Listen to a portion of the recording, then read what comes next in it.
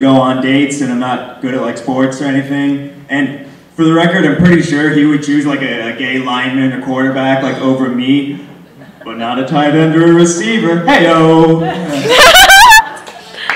But I really do think that he thinks that I'm gay, because anytime we have like a heart-to-heart or just any sort of conversation, he'll sneak in the line, "Just in case you bring a girl home." Really listen to that statement. It's not when. It's not, when you have a date or something, or when you want to bring a lady friend over. It's if. It's still like just sort of a possibility. And like he'll bring it up just like, "Oh yeah, maybe you should clean your room or something, just in case you bring a girl over." That's like saying, just in case you get some random woman to somehow follow you home.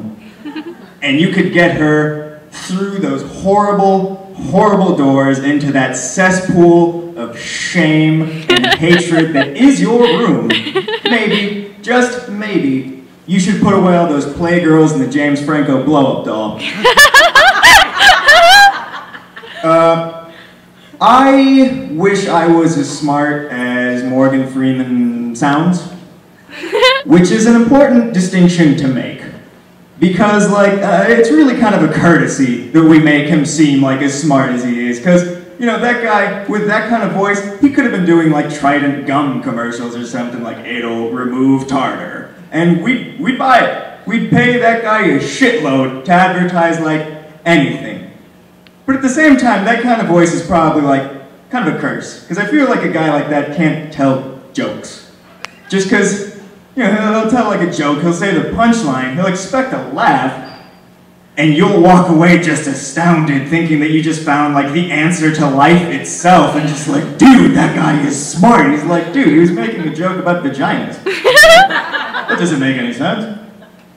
But yeah, he has like an amazing voice, and I think that's like kind of the best you can go as far as like voices really go, unless you fuse that voice with an equal and greater voice. In my mind, Ian McClellan. For those of you that don't know who that is, he played Gandalf in Lord of the Rings. For those of you that aren't that nerdy, he played Magneto in X-Men. And for those of you that have seen a vagina in real life, you're not gonna get this joke. But I've thought about, like, what if those two had, like, just crazy, like, gay sex, and somehow just, like, spawned a child from just doing this, like, over and over and over. I feel like the kid could just be, like, one of two things. The kid could have, like, the voice of God, and just, like, the first word that comes out of his mouth is just gonna destroy whole cities. Just like he's gonna say "mama," and just like buildings are gonna collapse, huge cracks are gonna appear in Main Street, just like overflowing with lava. It's gonna be awesome. Or the kid's just gonna be violently retarded. Just like to the point where it's not okay anymore. Just like there's a jawbone coming out of like his hip. There's like way too many arms on this kid, but even on the lower exterior, it would just be strange. But let's see. Son of a bitch. Alright, so I'm reasonably young, like I'm 20, so I can kind of remember like all those shitty phases that you go through in like high school, like the karate phase. Ooh, that was one of my favorites. You see one Bruce Lee film and you think, oh, I'm gonna go kick ass for a living. And so you go buy like a pair of rip-off pants or something and you like go on Craigslist.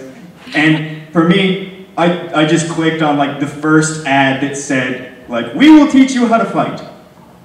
Don't do that. You should really read the description first. Or at least, look up the address. Because when I showed up, it was in a dude's garage.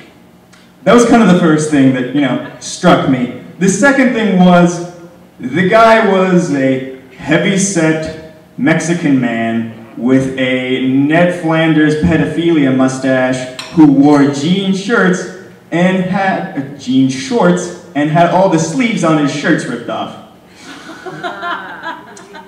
Now I know what you're all thinking. Sounds pretty legit. Not entirely. I kind of felt like as soon as I stepped in there, I was just gonna get raped. Like that was the entire reason. But the guy, actually, he kind of knew his shit. Like, he had, like a few black belts in his group, and he showed us this thing called the rabbit punch. Now, does anybody here watch boxing? Yeah. Awesome. One dude. Okay, rabbit punching, for the record, is punching somebody like in the back of the neck. It like hits the brain stem, and you get knocked out. And on the first day, he showed us how to do that. He's like, okay, I'm only gonna do this once. Never try this.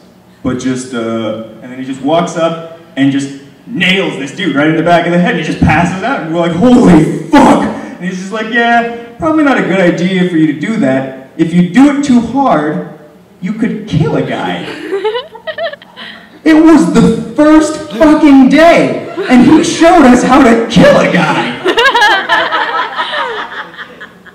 What the fuck am I supposed to do with that now? So I went home and tried it out. So, now I live alone. That's fantastic. But, I jerk off too much. Like, to the point where it's just not okay anymore. Like, have you guys ever seen, like, well, I bet you have. Who here has seen the first American Pie? Just, okay, you're raising your hands, what the fuck, it's dark out there. There's a scene, yeah, you fucking got it.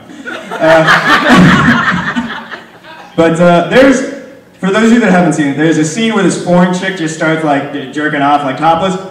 I've seen that scene so many times that the laser for the DVD player burned a ring into the DVD. So now it skips over that scene every time I play the movie. So, I have a question for you all. Have you ever jerked off so much that the thing you're jerking off to says, you know what, that's probably enough? Alright, looks like that's my time, guys. Thank you very much. I'm Joey Amendola.